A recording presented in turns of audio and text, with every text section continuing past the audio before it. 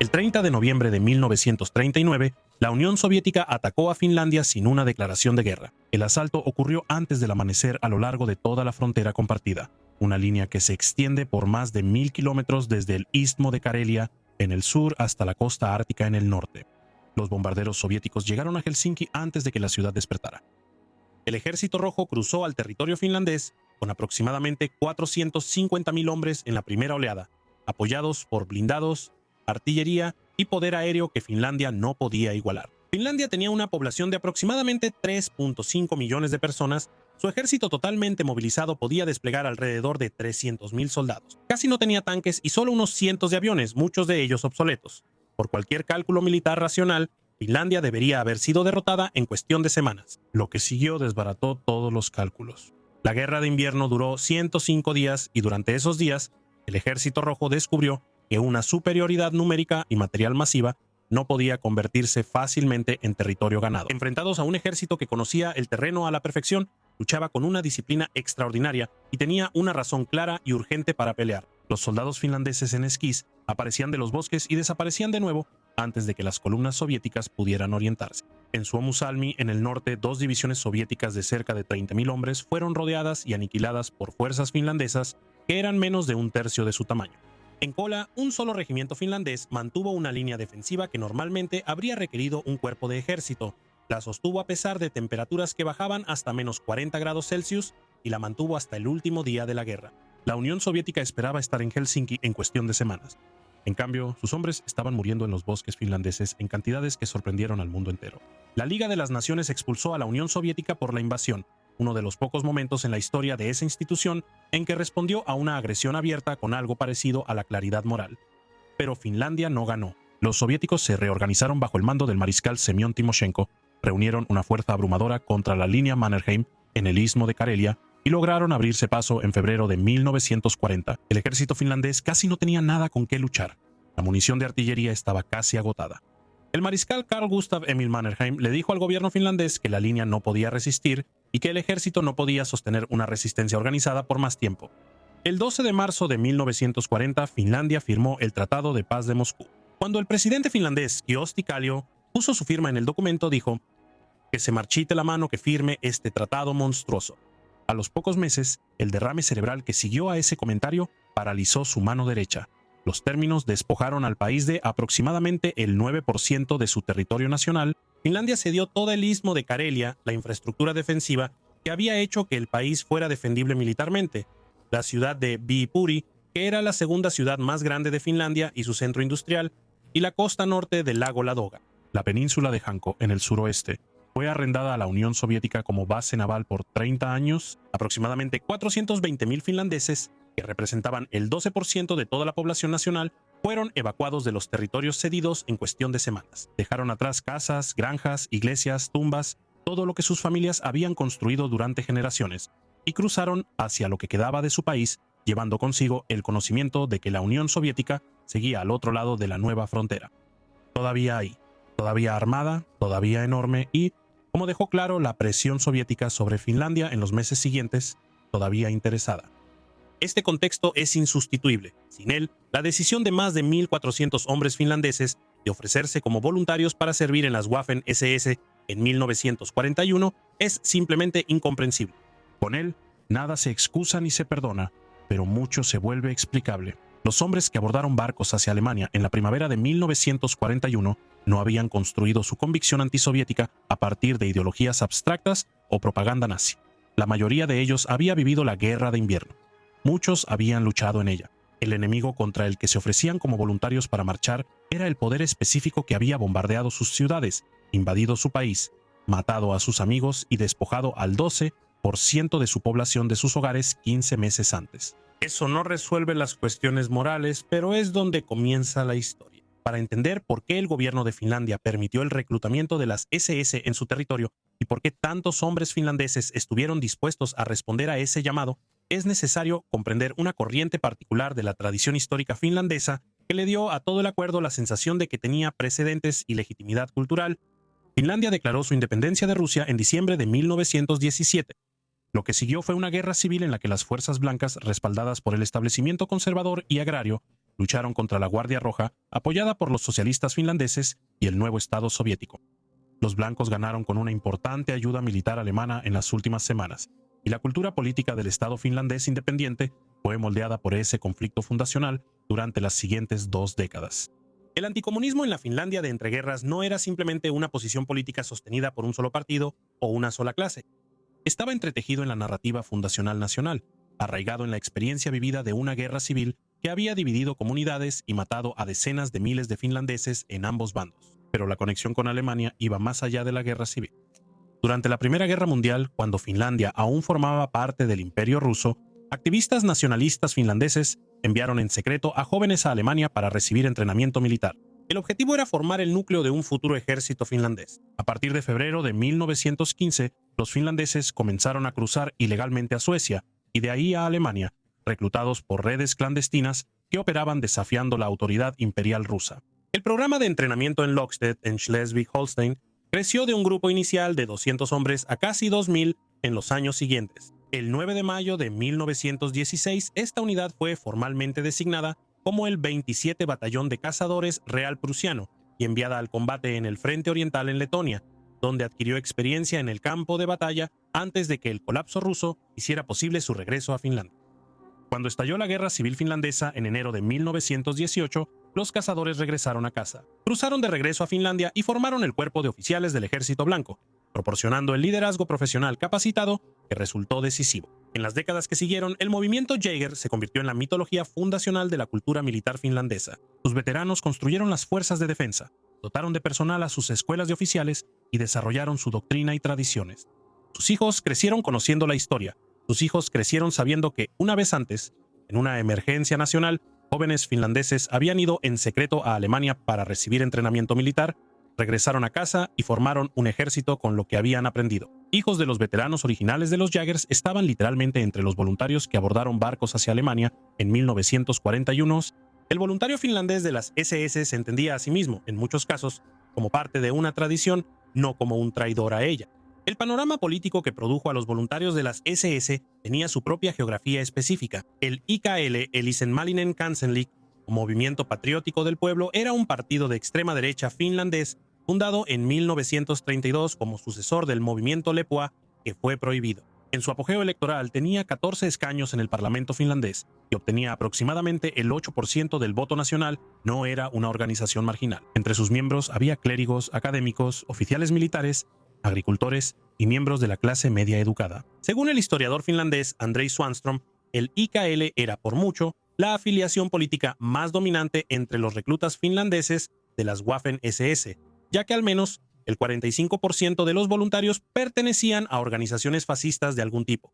La narrativa de posguerra que describe al batallón de las SS como un grupo apolítico, compuesto únicamente por patriotas anticomunistas, es, según la evidencia, sustancialmente incompleta. Los hombres que se ofrecieron como voluntarios tenían una fuerte inclinación hacia la derecha organizada, pero operaban en un país donde la guerra de invierno había hecho que el sentimiento antisoviético fuera patrimonio común de prácticamente toda la población, lo que significaba que los voluntarios ideológicos, los voluntarios puramente anticomunistas, los buscadores de aventuras y los hombres que respondían a la presión social, todos llegaron a la misma respuesta por diferentes razones. El pacto Molotov-Ribbentrop de agosto de 1939 realmente había sorprendido a los nacionalistas finlandeses, que veían a Alemania como un amigo natural. El protocolo secreto que colocaba a Finlandia dentro de la esfera soviética no fue un secreto para la inteligencia finlandesa por mucho tiempo y causó alarma, pero la caída de Francia en el verano de 1940 eliminó cualquier posibilidad de ayuda occidental, y Finlandia quedó en una posición donde el único contrapeso a la presión soviética era la propia Alemania. Para el otoño de 1940, Finlandia había permitido discretamente que las tropas alemanas transitaran por su territorio hacia la Noruega ocupada.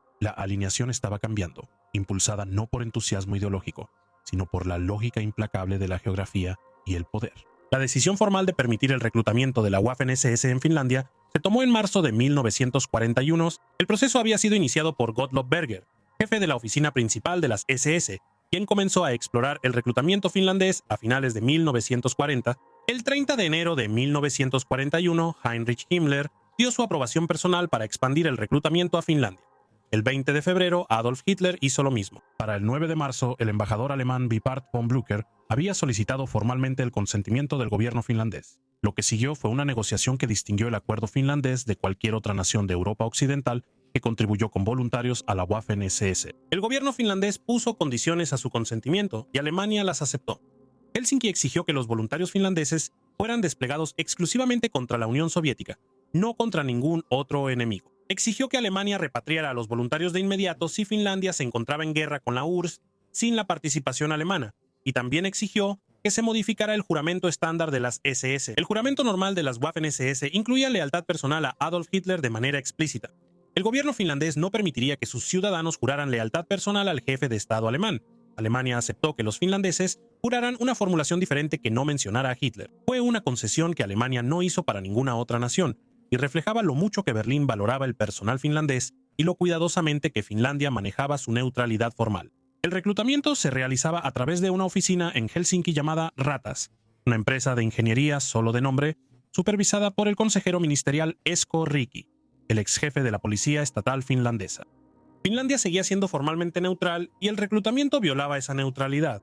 Los hombres que se inscribieron hicieron los trámites sin pasaporte, fueron examinados por médicos alemanes y transportados a Alemania en 5 grupos entre el 6 de mayo y el 5 de junio de 1941 a bordo de barcos que partían de Turku y Vaasa. Llegaron a Alemania y se dividieron en 2 grupos de inmediato.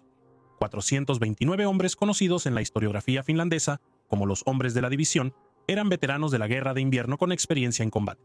Fueron enviados directamente a las SS, la división SS Viking como refuerzos individuales para sus regimientos Norrland y Westland antes de la Operación Barbarroja. Los 768 restantes, los chicos del batallón, fueron enviados a centros de entrenamiento en Viena y luego a Grossborn, en Pomerania.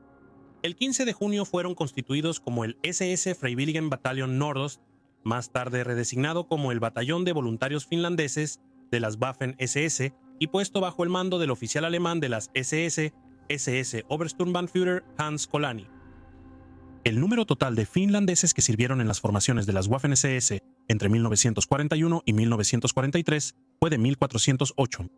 La mayoría de ellos tenía entre 17 y 20 años. El gobierno finlandés también había insistido en una condición adicional que revela los límites de su cooperación. El batallón debía tener oficiales y suboficiales finlandeses a nivel de compañía, y el alto mando finlandés integró observadores militares confiables en la unidad para informar sobre las condiciones y el trato. El gobierno finlandés, en otras palabras, nunca estuvo completamente cómodo con lo que había aceptado. El estudio académico definitivo sobre el batallón, realizado por el profesor Mauno Hokipi, titularía su obra Pante Patalhuna, el batallón porno. El título lo dice todo sobre cómo los académicos finlandeses han llegado a entender todo el acuerdo.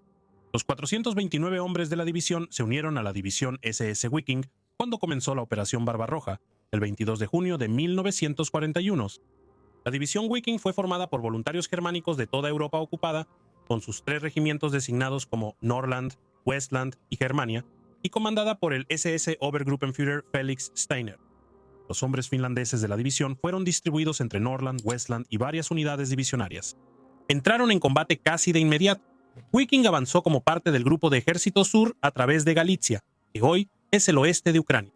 Su primer enfrentamiento importante ocurrió cerca de Tarnopol a principios de julio, donde la división se desempeñó bien contra fuerzas soviéticas que aún no se habían organizado completamente para la defensa. En agosto, a Viking se le ordenó establecer y mantener una cabeza de puente al otro lado del río Dnieper frente a decididos contraataques soviéticos, una misión que logró a pesar de la dificultad del terreno y la intensidad de la oposición. Para octubre, la división estaba involucrada en intensos combates al norte de Rostov del Don, avanzando hacia el río Don mientras las lluvias otoñales convertían los caminos ucranianos en lodo profundo. Los combates de otoño agotaron a la formación.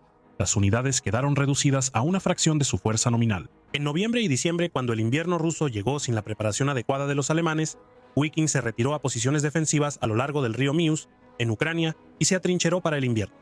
Los hombres de la división finlandesa habían estado luchando en todo ello: el avance de verano, la cabeza de puente del Dnieper, las brutales batallas de otoño en el sur, la retirada al Mius. Para cuando tomaron posiciones de invierno a lo largo del río, la mayoría había estado en combate continuo durante 6 meses. Sus cartas a casa, filtradas por los observadores militares finlandeses, hablaban del agotamiento y la magnitud de los combates. Un observador informó a Helsinki que los finlandeses estaban desempeñándose bien, pero que las bajas entre los veteranos experimentados de la guerra de invierno entre los hombres de la división eran desproporcionadamente altas, porque estos eran los soldados más capaces y se les asignaban las tareas más difíciles. El batallón voluntario finlandés llegó al frente de Meuse en enero de 1942, uniéndose a la división Viking el día 8 de ese mes. Anteriormente estaba adscrito al regimiento Norrland como su cuarto batallón designado 4 Finn Norrland, aunque su primera asignación de combate lo colocó inicialmente con el regimiento Westland el 22 de enero.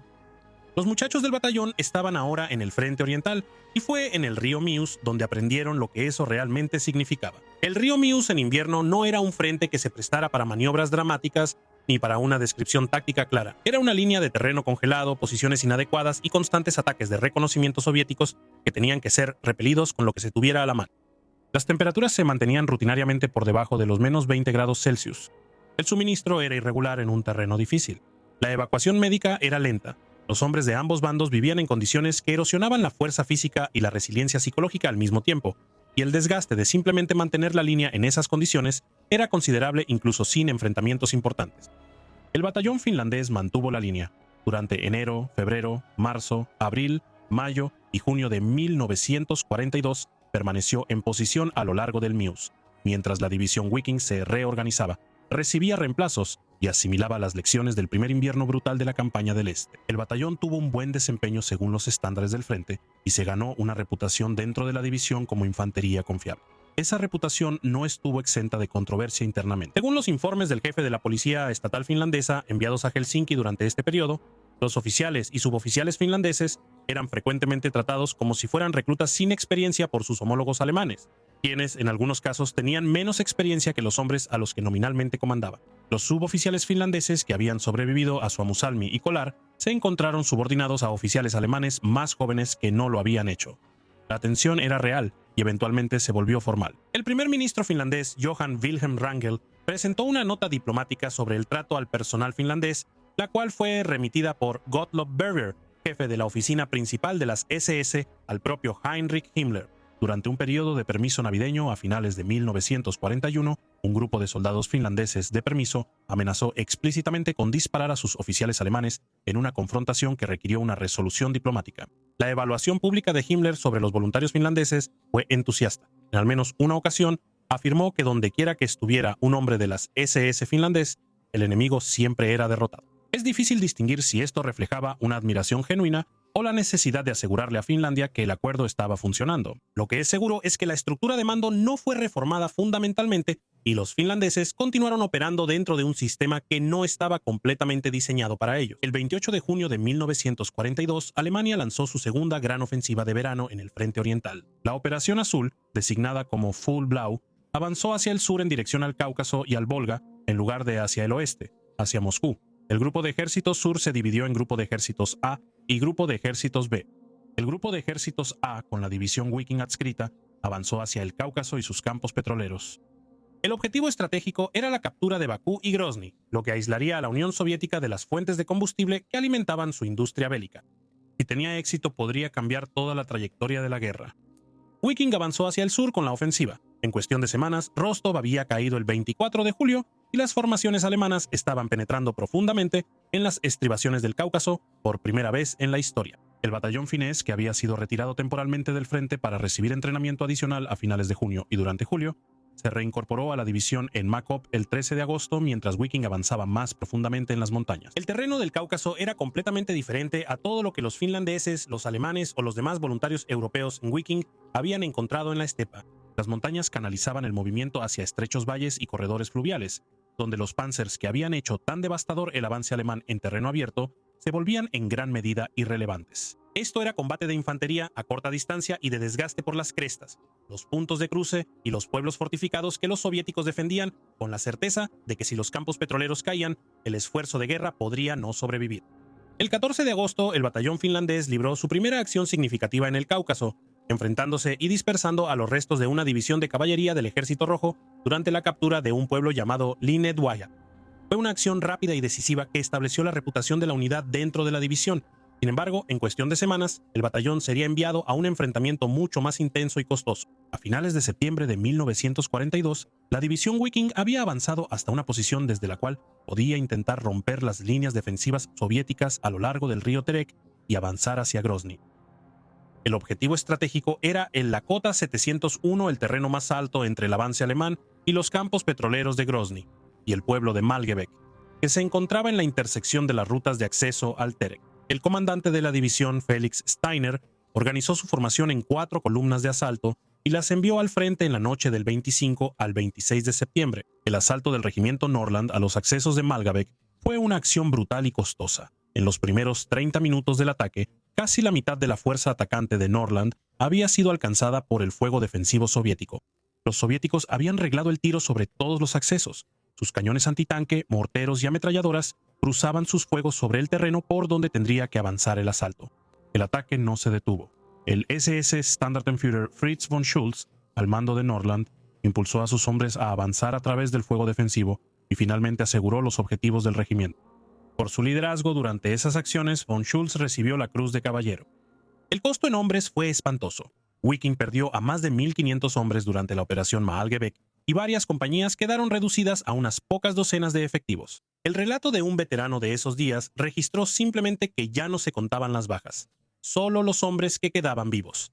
El 6 de octubre de 1942, Malgebek fue capturado. Ese mismo día, a las 17:30 horas después de 2 horas de intensos combates, el batallón de voluntarios finlandeses capturó el punto de referencia 701. Esa es la acción más estratégicamente significativa que el batallón SS finlandés llevó a cabo en todo su servicio.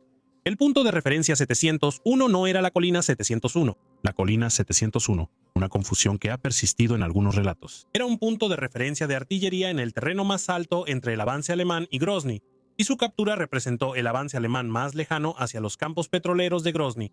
Cuando el batallón finlandés tomó esa posición en la tarde del 6 de octubre, los hombres de 17 y 18 años de los lagos y bosques de un país con el que Alemania nunca se había aliado, formalmente marcaron la línea más lejana del avance alemán en la campaña del Cáucaso. Ninguna formación alemana volvería a acercarse más a Grozny. El batallón mantuvo la posición durante 3 días contra los contraataques soviéticos antes de que el frente se estabilizara. El avance alemán hacia el Cáucaso había llegado a su límite. La historia completa de lo que los voluntarios finlandeses de las SS realmente experimentaron en el frente oriental no puede contarse sin describir lo que sucedió cerca del pueblo de Tsikola el 4 de diciembre de 1942. Para diciembre de ese año, la división Wiking se estaba preparando para la retirada del Cáucaso, que la catástrofe que se desarrollaba en Stalingrado estaba siendo inevitable. El batallón finlandés todavía estaba en posición cerca del Terek, aún combatiendo en las estribaciones orientales. Esa mañana, el pelotón del teniente Kuti estaba manteniendo una posición defensiva en una ladera baja cerca de Tsikola, cuando las fuerzas soviéticas atacaron con fuerza. La posición fue tomada.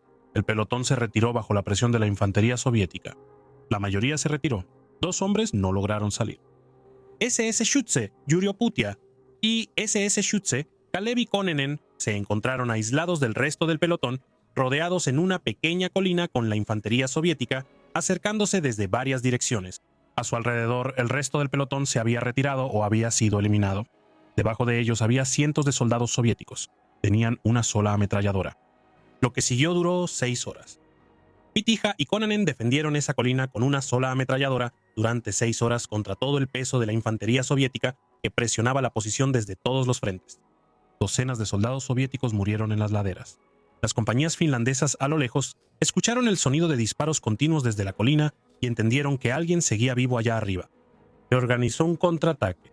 La infantería finlandesa contraatacó a través de las posiciones soviéticas, avanzando hacia la colina y finalmente lograron abrirse paso. Petya resultó herido por fuego de mortero soviético durante el rescate. Las fuentes finlandesas registran 365 soldados soviéticos muertos en el enfrentamiento general en Tsikola, con aproximadamente la misma cantidad capturada. Ambos hombres fueron recomendados para la insignia del cuadro de honor del ejército y de la Waffen-SS. Esta condecoración se otorgaba por actos de valentía singular en el campo de batalla que quedaban justo por debajo del umbral de la Cruz de Caballero, y requería la Cruz de Hierro de primera clase como requisito previo. De los 166 miembros de la Waffen-SS que recibieron esta condecoración en toda la guerra, solo 5 eran escandinavos. 2 de esos 5 eran finlandeses, Yuri Putia y Kalevi Konanen. Sus condecoraciones fueron fechadas formalmente el 27 de agosto de 1943. Este punto sobre las condecoraciones requiere precisión porque frecuentemente ha sido tergiversado. Ningún voluntario finlandés de las SS recibió la Cruz de Caballero de la Cruz de Hierro. El libro El Vikingo de Hitler lo afirma explícitamente. Ningún noruego, sueco o finlandés ganó la Cruz de Caballero. Los 2 ciudadanos finlandeses que aparecen entre los receptores extranjeros de la Cruz de Caballero eran oficiales del ejército finlandés en servicio como cobeligerantes, no miembros del batallón Waffen-SS. Lo que los voluntarios finlandeses de las SS sí recibieron fueron 214 condecoraciones de la Cruz de Hierro de segunda clase y 16 de primera clase, además de 2 pasadores del cuadro de honor obtenidos en Chícola. Estas no eran condecoraciones inventadas, reflejaban acciones reales en batallas reales, con costos que realmente se pagaron. Kurjuputia sobrevivió a la guerra. Él regresó a Finlandia, se estableció en Hankersalmi, en el centro de Finlandia, y vivió hasta mayo de 2011, falleciendo a la edad de 88 años. Era conocido en su comunidad. De vez en cuando le preguntaban sobre su servicio durante la guerra. Su respuesta siempre era la misma: léelo en los libros. Yo hice mi trabajo y eso es todo. Apareció en un documental finlandés sobre el batallón SS llamado Pantti Pataljun en la década de 1990, pero se negó a dar más detalles más allá de lo que la cámara podía mostrar. Había estado de pie en una colina en el Cáucaso durante 6 horas enfrentándose a cientos de soldados soviéticos y sobrevivió. Eligió guardar eso para sí mismo. La retirada del Cáucaso comenzó a finales de 1942 y principios de 1943. El desastre en Stalingrado había acabado con la existencia del Sexto Ejército Alemán y alterado fundamentalmente la posición estratégica de todas las formaciones alemanas en el sur. El grupo de ejércitos A en el Cáucaso enfrentaba la posibilidad de ser rodeado si no se retiraba. El batallón finlandés se retiró de las montañas gradualmente durante diciembre y enero, moviéndose hacia el oeste mientras el frente se contraía detrás de ellos. En enero de 1943, el batallón fue asignado al grupo de ejércitos Don y participó en el desesperado intento de liberar al Sexto Ejército Alemán atrapado en el cerco de Stalingrado. La misión ya era inútil para cuando el batallón finlandés fue destinado a esa misión. El Sexto Ejército estaba muriendo dentro del cerco, y el corredor de socorro que las fuerzas de Manstein habían abierto se estaba reduciendo bajo la presión soviética. Entre el 5 y el 7 de febrero de 1943, el batallón se retiró de nuevo a través del río Don cuando el esfuerzo de rescate finalmente colapsó. El Sexto Ejército se rindió el 2 de febrero. El batallón finlandés continuó combatiendo en acciones defensivas y de retaguardia en el frente ucraniano durante febrero y marzo. Su última acción ofensiva fue en febrero cerca del Donetsk, antes de asumir la postura defensiva final. El 10 de abril de 1943, el batallón de voluntarios finlandeses fue retirado del frente. 11 días después fue separado de la división Viking. A principios de mayo había regresado a Alemania y estuvo de permiso en Ruppolding, un pueblo montañés de Baviera, antes de viajar en tren por Europa hasta Tallinn y luego cruzar el Báltico en barco hacia Finlandia. El 1 de junio de 1943 los barcos atracaron en Hanko. Se realizó un desfile. 2 años después de que los hombres se marcharan, Finlandia los recibió de vuelta. El presidente Risto Ryti y el mariscal Mannerheim no estuvieron presentes en los eventos de bienvenida. El gobierno finlandés ya estaba haciendo discretos acercamientos de paz hacia la Unión Soviética a través de intermediarios, y que el jefe de Estado y el comandante supremo del ejército dieran la bienvenida formalmente a los veteranos de la Waffen-SS ya no era la señal adecuada que debían enviar. El 2 de junio los hombres celebraron en Tampere. Recibieron un mes de permiso. El 11 de julio de 1943 el batallón fue disuelto formalmente en Hanko y sus hombres fueron transferidos a las fuerzas de defensa de Finlandia. Regresaron directamente a luchar en la misma guerra, pero ahora con uniformes finlandeses y contra el mismo enemigo. En esta historia hay una figura cuya presencia en la división Viking es tan improbable, tan cargada de significado histórico y tan raramente discutida fuera de la literatura especializada que merece una atención especial. Björn Sveinsson. Björnsson nació en Reykjavik el 15 de octubre de 1909. Su padre era Svein Björnsson, quien en 1941 se desempeñaba como regente de Islandia, el jefe de Estado de facto de un país que había sido ocupado por fuerzas británicas y luego estadounidenses, y que estaba completamente dentro de la esfera aliada. La posición de Islandia en la guerra era inequívoca. Los aliados estaban allí. El eje no era bienvenido. Björn había dejado Islandia en 1930, se mudó a Hamburgo, y cuando el partido nazi llegó al poder, quedó impresionado por lo que vio. Cuando comenzó la guerra y la Waffen-SS empezó a reclutar, él solicitó ingresar en septiembre de 1941. En su formulario de solicitud, escribió las palabras: "Certifico que soy de pura ascendencia aria". Fue asignado a la 5ª División Panzer SS Viking, la misma división que el batallón finlandés. Estuvo en Ucrania y luego en el Cáucaso como corresponsal de guerra, enviando transmisiones de radio regulares a Islandia desde las líneas del frente. Sobrevive una grabación. Björn entrevistando a supuestos campesinos cosacos sobre los males de la Unión Soviética, presentando a la Alemania nazi como una potencia liberadora en lugar de una conquistadora. La transmisión fue reproducida para el público islandés. Fue ascendido a Unterscharführer enviado a la escuela de oficiales de las SS en Bad Tölz y luego destinado a ocupar Dinamarca para encabezar la operación de propaganda alemana allí. Dirigió una revista llamada Dagri. Aparecía regularmente en la radio danesa. Se volvió lo suficientemente prominente como para que la resistencia danesa lo nombrara específicamente como objetivo. Hacia el final de la guerra recibió la Cruz de Hierro de segunda clase. El 17 de junio de 1944, Svein Björnsson fue investido como el primer presidente de la recién independizada República de Islandia en el Monumento Nacional Thingvellir, ante una multitud de 30.000 personas. Fue uno de los momentos más importantes en la historia nacional de Islandia. Ese mismo día, su hijo mayor, Björn, estaba difundiendo propaganda nazi en la Copenhague ocupada, en el país del que Islandia acababa de independizarse. Cuando Alemania se rindió en mayo de 1945, los partisanos daneses arrestaron a Björn y lo mantuvieron detenido por más de un año. Su liberación en el invierno de 1946 nunca ha sido completamente explicada. La versión más creíble sostiene que su madre, Georgia, apeló personalmente a las autoridades danesas y posiblemente a la familia real danesa en nombre de su hijo. Finalmente fue sacado de contrabando de regreso a Islandia a bordo de un barco pesquero. El ganador del premio Nobel, Halldór Laxness, el escritor más grande que ha producido Islandia, lo llamó públicamente uno de los peores islandeses que jamás hayan existido. Björn pasó un tiempo en Argentina, regresó a Islandia, trabajó en el aeropuerto de Keflavik. Eventualmente se mudó a Alemania por un periodo y publicó sus memorias en 1989 bajo el título Evimin og Sagansem Eki Mati Segja, Mi vida y la historia, que no se podía contar. Murió el 14 de abril de 1998 en la ciudad islandesa occidental de Boganes, a la edad de 88 años. Su obituario en el principal periódico de Islandia no mencionó su servicio en las SS. En sus memorias, Björn se explicó con las palabras que había usado consistentemente desde la guerra. Me ofrecí como voluntario para el servicio militar porque quería pelear. Ese era el propósito, quería luchar contra el comunismo. Si esa explicación se cree o no, es asunto de cada lector. Lo que no está en disputa es que el hijo del primer presidente de Islandia sirvió en la misma división de las Waffen-SS que los voluntarios finlandeses, transmitiendo propaganda nazi desde el Cáucaso, mientras su padre gobernaba una nación del lado aliado en la guerra. La historia no siempre encaja en categorías claras. El 4 de junio de 1942, Adolf Hitler voló en secreto a Finlandia. La ocasión declarada era el 75º cumpleaños del mariscal Mannerheim. El propósito real era ofrecer garantías estratégicas. Alemania necesitaba que Finlandia siguiera comprometida con la guerra después del revés en Moscú el invierno anterior, y Hitler eligió transmitir esas garantías personalmente. Mannerheim no quería recibir a Hitler en su cuartel general en Mikkeli, porque eso habría constituido una visita de Estado formal y habría comunicado tanto al público finlandés como a los aliados una cercanía que Finlandia no estaba dispuesta a respaldar oficialmente. En su lugar se reunieron en el aeródromo de Imela, en el sureste de Finlandia, en el tren personal de Mannerheim. Hitler llegó en un Focke-Wulf FW 200. Fue recibido por el presidente finlandés Risto Ryti y llevado al tren donde se reunió con Mannerheim, Ryti, el generalfeldmarschall Wilhelm Keitel y el primer ministro finlandés Jukka Rangel para almorzar y conversar en privado. Un ingeniero de sonido finlandés llamado Thor Daman había sido asignado por la emisora nacional ILE para grabar el discurso oficial de cumpleaños de Hitler. Instaló su equipo de grabación, capturó el discurso y luego, cuando terminó la parte formal y la conversación se volvió privada, dejó la máquina encendida. Capturó 11 minutos de Adolf Hitler hablando de manera informal, conversando en el tono despreocupado de un hombre que creía que no estaba siendo grabado. Ven todo doble o 10 veces. Eso es una locura, son fantasmas. No pudimos lograr eso.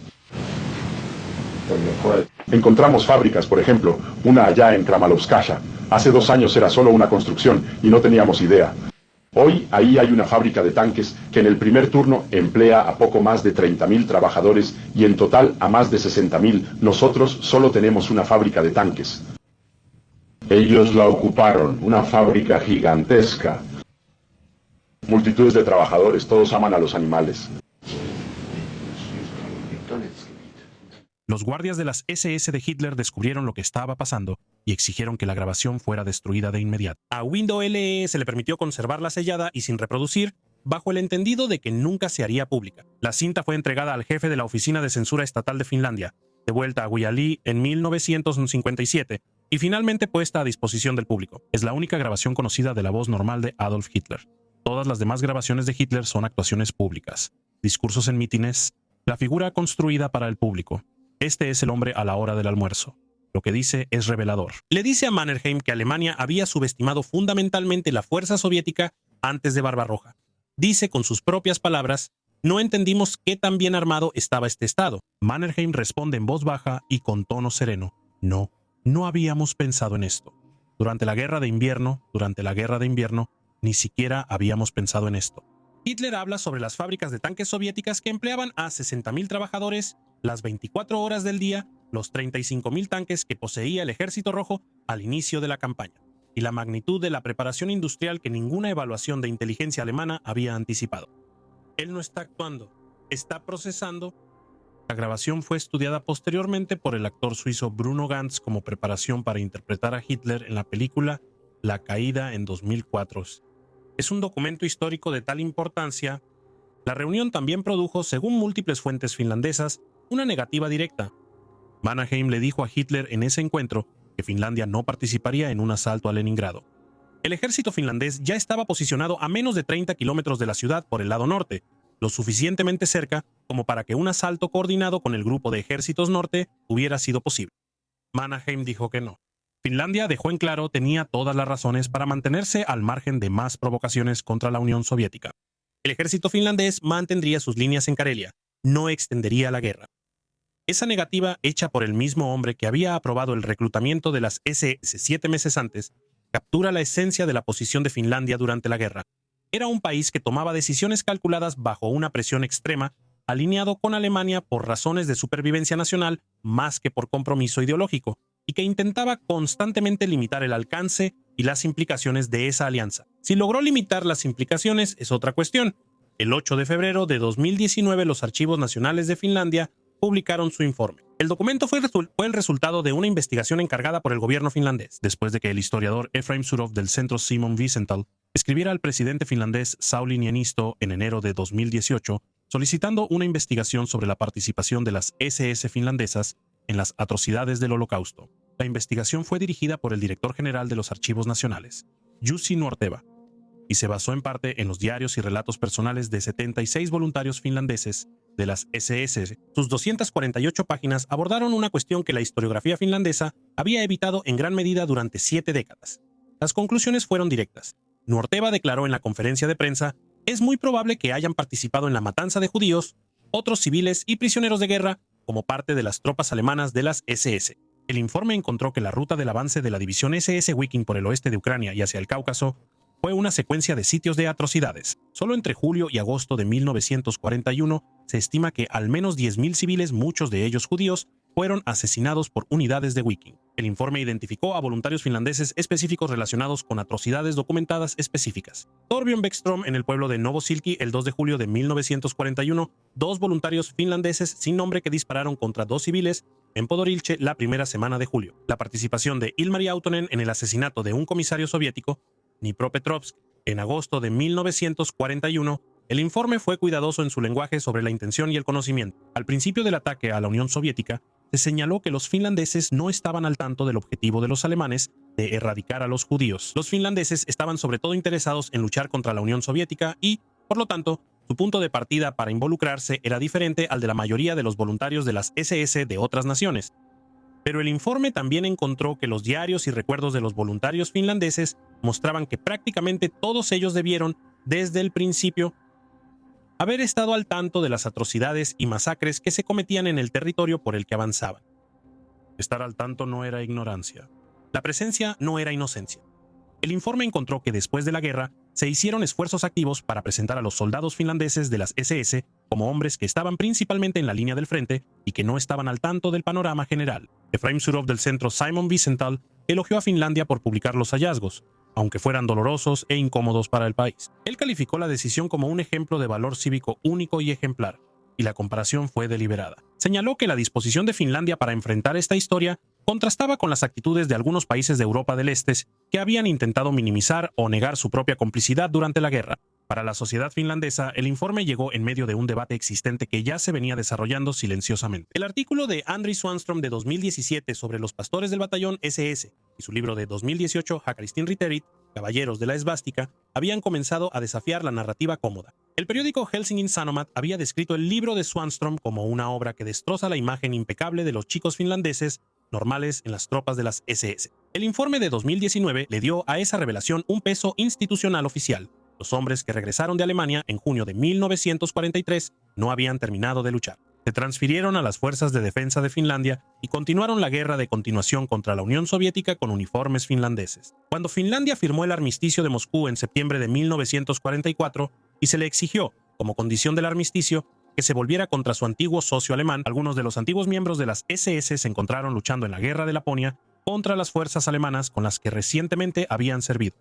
Un pequeño número decidió no seguir a Finlandia en esa dirección. Quizás una compañía entera de hombres desertó a Alemania en lugar de luchar contra sus antiguos camaradas, incluyendo al oficial de las SS Lauri Törni, quien fue transportado a Alemania en un submarino, y quien mucho después se convertiría en el soldado de las Fuerzas Especiales de Estados Unidos, Larry Thorne, murió en Vietnam en 1965 como uno de los soldados más condecorados en la historia del ejército de los Estados Unidos. Pero estos desertores fueron la excepción.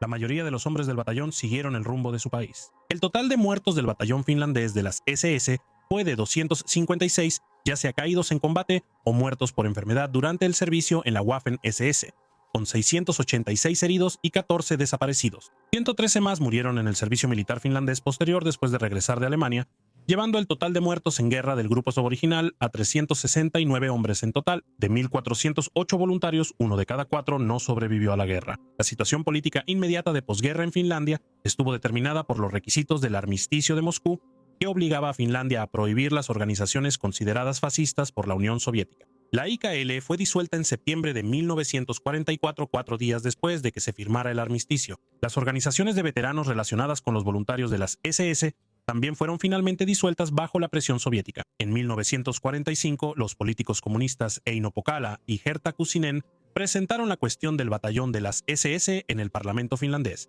iniciando una campaña política contra los veteranos que hizo que los años inmediatamente posteriores a la guerra fueran incómodos para muchos de ellos. Durante un tiempo, ser identificado como ex voluntario de las SS tuvo verdaderas consecuencias profesionales y sociales, pero la comparación con la experiencia holandesa es instructiva. Finlandia no procesó a sus veteranos de las SS por su servicio en las SS como tal. No hubo juicios masivos ni ejecuciones por el hecho de haberse ofrecido como voluntarios. El estigma social, aunque real, fue mucho menos absoluto y mucho menos duradero que el que enfrentaron los veteranos holandeses de las SS. Parte de esto reflejaba la relación diferente de Finlandia con la guerra. El ejército finlandés había estado luchando contra el mismo enemigo que el batallón de las SS, y gran parte de la sociedad finlandesa entendía la motivación antisoviética, incluso cuando no aprobaba la afiliación a las SS. Parte de esto también reflejaba la discreción con la que la cultura histórica finlandesa eligió abordar todo el tema, permitiendo que los veteranos reconstruyeran una narrativa de sí mismos como soldados de élite apolíticos de la tradición Jäger, una visión que en gran medida se mantuvo hasta el siglo XXI. La historiografía de posguerra del batallón finlandés de las SS pasó por varias fases distintas. La primera ola de memorias y relatos publicados en los años 50 y principios de los 60 se adhirió casi de manera uniforme a la narrativa heroica. Los voluntarios no habían sido nazis. Habían sido soldados luchando contra el enemigo de su país. Habían servido con honor y debían ser juzgados en esos términos. Los libros de este periodo eran valiosos como fuentes primarias y casi completamente inútiles como historia crítica. La obra académica definitiva sobre el batallón provino del profesor Mauno Jokopi, cuyo estudio en varios volúmenes Panti Partalguna se completó en la década de los 90, proporcionó por primera vez un relato completo y basado en hechos sobre la formación del batallón, su servicio, composición política y la historia posterior a la guerra. La obra de Jokopi reconoció una mayor complejidad de la que permitían las memorias anteriores, pero operaba dentro de un marco que aún aceptaba fundamentalmente la caracterización apolítica de los voluntarios. Según Jokopi, el batallón había estado en las etapas finales de su guerra desde agosto de 1942 hasta abril de 1943, siendo una de las fuerzas de choque finlandesas más efectivas y feroces jamás formadas, eficaz y resuelta incluso en situaciones desesperadas. Esa evaluación no era incorrecta como valoración militar, pero no abordaba de qué había formado parte el batallón a nivel institucional. Fue la investigación de Andrei Swanström, que culminó en el libro de 2018 Akaristine Ritterit, la que obligó al primer enfrentamiento público serio con el carácter político de los voluntarios y el contexto ideológico de su servicio. Swanström utilizó registros de archivo y diarios de los voluntarios para demostrar que la conexión con el IKL era mucho más significativa de lo que admitía la narrativa apolítica, y que en las fuentes disponibles había evidencia de conocimiento y participación en atrocidades. Su trabajo provocó el llamado del Centro Simon Wiesenthal al presidente Niinisto, que dio lugar al informe de los Archivos Nacionales de 2019 Ese informe, a su vez, produjo la revisión más significativa de la narrativa de las SS finlandesas en la historia de posguerra del país. Lo que revela la experiencia finlandesa cuando se compara con el caso holandés es lo diferente que resulta el ajuste de cuentas de posguerra con el servicio en las SS cuando los voluntarios provenían de un país ocupado en comparación con uno independiente. El voluntario holandés de las SS es, sin lugar a dudas, un traidor bajo cualquier interpretación de las leyes y lealtades pertinentes. Se puso un uniforme de las SS al servicio del poder que había conquistado y ocupado su país. No existe una versión de la historia holandesa en la que ese no sea el hecho central.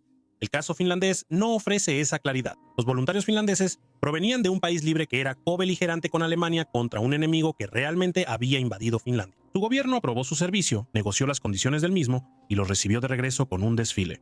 Sus compañeros en las fuerzas de defensa de Finlandia estaban luchando la misma guerra contra el mismo enemigo en el mismo frente. La cuestión de qué eran realmente es realmente más difícil, pero más difícil no significa que sea irresoluble. Los voluntarios finlandeses de las SS sirvieron en la Waffen-SS, que fue declarada una organización criminal por el Tribunal Militar Internacional de Nuremberg. Sirvieron en la 5ª División Panzer SS Viking. El informe de 2019 estableció que los voluntarios finlandeses estaban al tanto de lo que sucedía a su alrededor y que al menos algunos de ellos participaron directamente. El marco institucional dentro del cual operaban era uno que vinculaba el servicio militar con el proyecto racial e ideológico del nacionalsocialismo. Independientemente de lo que cada voluntario finlandés creyera que estaba haciendo, estas no son conclusiones fáciles de aceptar. No se resuelven enfatizando el genuino valor militar de Yrjö Purttia y Kalevi Konenen en una colina del Cáucaso. Ambas cosas son ciertas al mismo tiempo. Ambas cosas forman parte de la historia completa. Finalmente, volvemos a la pregunta con la que comenzó este documental. ¿Qué fue lo que realmente pasó? Lo que realmente pasó es esto. Finlandia fue atacada por la Unión Soviética en 1939 y sufrió una herida en su territorio nacional y en su dignidad nacional que no había sanado para cuando Alemania invadió la Unión Soviética en 1941.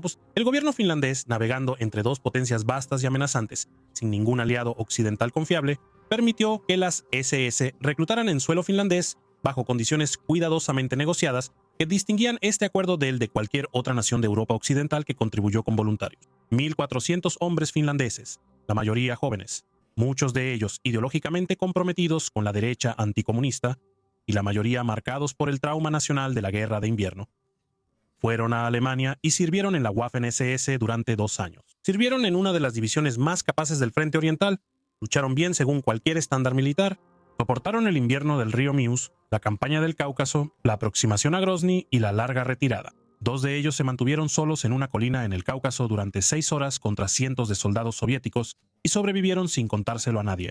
Regresaron a casa con desfiles, aunque en esos desfiles el jefe de Estado estuvo notablemente ausente, y volvieron a pelear la misma guerra con uniformes finlandeses.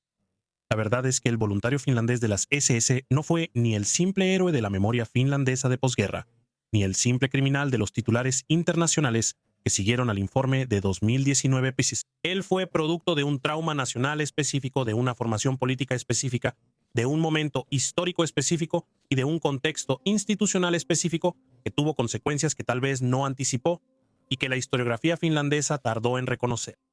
Entender esa combinación no es lo mismo que aprobarla, no es lo mismo que minimizar la genuina complejidad de la posición de Finlandia durante la guerra. Simplemente es el trabajo que la historia honesta está obligada a hacer.